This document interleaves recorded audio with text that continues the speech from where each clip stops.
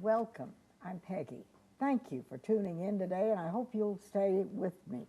We have, first of all, I have two people here that I am honored to have, and we've got a lot to talk about. We're going to talk about children, our schools, our education, about parenting, and about reading and what it means. It can enrich the life of a child and go all the way through. I mean, I can get lost in a book and forget to get dinner. And I want to have a wonderful conversation with Kate Sally Palmer, who is an author, and Jim Palmer, who is a retired professor from Clemson University, and he is very much involved. The two of you do these books together. They are available wherever you happen to be, if you go to a bookstore and ask. And we're talking about children. We are. And maybe I have it wrong, but it does seem to me that our children in our schools are not being taught history, certainly not much about American history.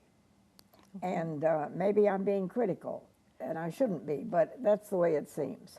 I do know that it's on the state standards that certain aspects of history be taught. In fact, and in other words, in the third grade, they're supposed to be taught Revolutionary War history, and in the eighth grade as well.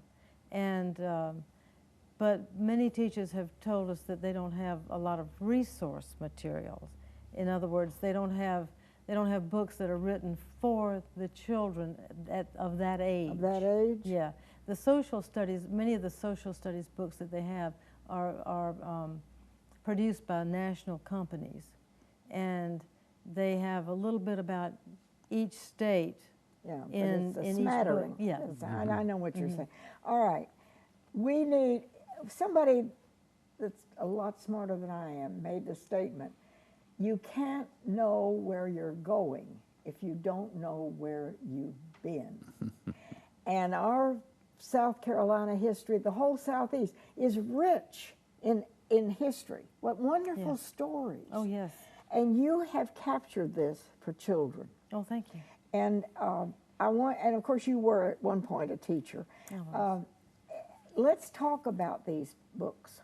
Okay. And they're available in almost any bookstore. If you go in and ask, and if they don't have it, they can order it. And you also we have a website too that we can put up. You can always order it from our website. All right, okay.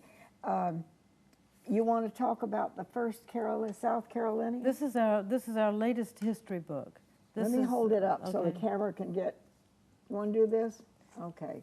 Our son James illustrated that book, and it's about the Native Americans of South Carolina, how they came down from with the Great Migration across the Bering Strait during the Ice Ages, and migrated south and east and wound up in South Carolina. It's a very colorful. And what age group would this? This would be a read aloud for third graders, and probably through the eighth grade. People would be interested in the information. And the American Indians. And we did learn and could learn a great many things from these people. Yes. For good, yes. Yes. Yes. So that was that one of your first books? Actually, that's the latest. That's the latest one. That's our latest history book. All right. Our latest nonfiction book. Then this is interesting. Almost Invisible.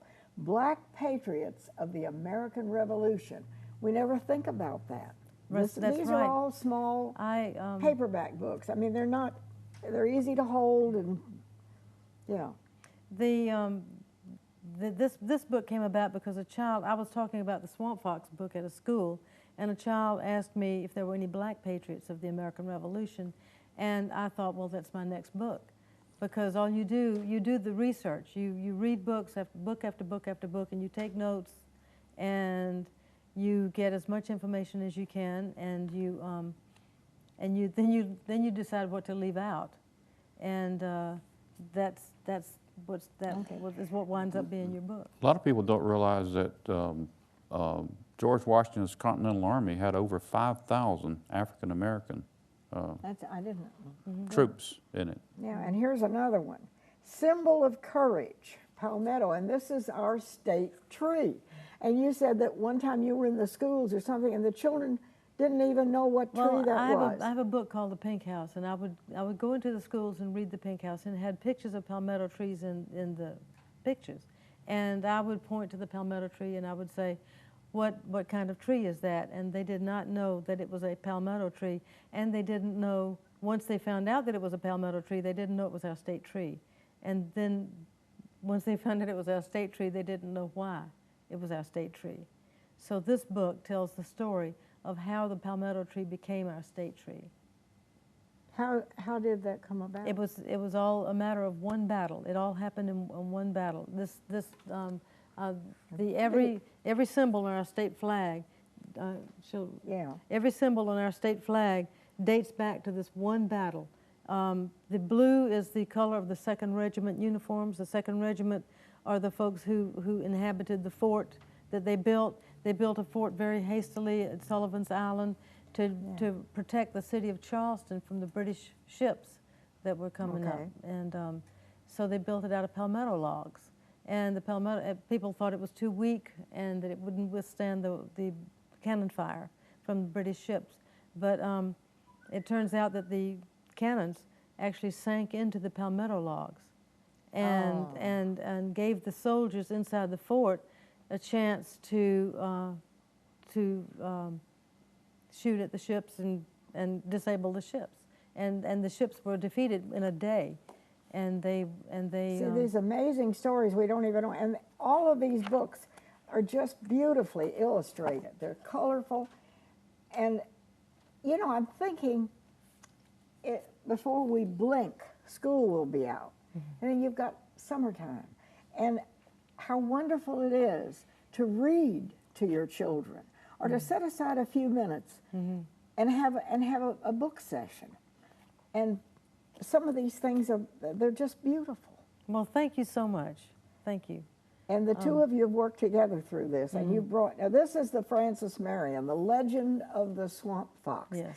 And Jim, you were telling me that, who was it provided these? The Marion, city of Marion, South Carolina, Chamber of Commerce purchased with their business partners, contribution from their business partners, 400 copies of this book for every 3rd grader in Marion County. Well, one for every 3rd grader. One copy of the book for every 3rd grader. So each 3rd grade would have a copy of this in their school. And we got a nice note from the superintendent of schools of Marion County this year, thanking the chamber and also us for working. And here's with them. one, the Pink House. This is one of my family books. I started out doing books about my family, and just books about family stories. Okay. And this is a very popular book. It's about our family's annual trip to Edisto Beach back when my children were small. And I wrote it in, 1989. And it was picked up by, Simon & Schuster wanted to buy it. And, but before they published that one, they wanted me to illustrate this one that was written by someone else. It's another family-oriented book. How many feet in the bed? And it's a counting book. They count feet, the feet of the family as they get in the bed. And there's 10 of them, 10 feet, and then they get out of the bed. And this would obviously be for a small child. Small child. Yeah. A small child. So, and I illustrated that one and then so while I was illustrating that one, I wrote this one, A Gracious Plenty, which is about my great Aunt May. And that's me, and that's my sister Marty. see, these are treasures, and they are available almost any bookstore, and if they don't have them, they can order them, or we have a website, and you can order them through the website. And I don't like to talk about money on television, but these would make some of these books a wonderful gift for a child, to encourage them to read and turn off the TV and the junk and pick up a book, because that's going to enable them as they go through school to appreciate and learn. It sets a pattern. I hope so. It sets a pattern. Yes. And your books are unique. I hope so. And these are for children of beginning what? You could well, read to your children Yeah, when they're I like mean, they're read-alouds for 3, 4-year-olds. Yeah. And then as they start to read, people have told me that their children learn to read by reading The Pink House, because it's very simple, and the language is simple, and the words are small, and so they're able to, and the pictures are. The pictures illustrate the words so perfectly that the children can look at the pictures and remember the words. And this one is This one's a little bit different. That's a book about a cow. That's a book about Jim's favorite cow. okay. My husband's favorite cow when he was growing up. I made him into a little girl there. But see, we have so much that we just don't even think about, and it's important that our children have a basis of our own history in America and in our part of the United States. Oh yeah. And your books are available through the website or almost any bookstore, and if they don't have them, you can ask. Exactly, exactly. And with the nonfiction books, there is a bibliography in the back of every single nonfiction book. Everything that I put in those books is as true as I could make it. Yeah, you didn't just do fairy tales. No, this has I all didn't make been it up. researched, No. and it's. The family books are different, but the I thank you for what you're doing. Thank you. And for children, God bless you. This is wonderful that we have something. Thank you, Peggy. Something of value to put before your children, and we have summer coming on, so it's time to think about that. If you'd have a child, makes a great gift. Okay, we'll be right back.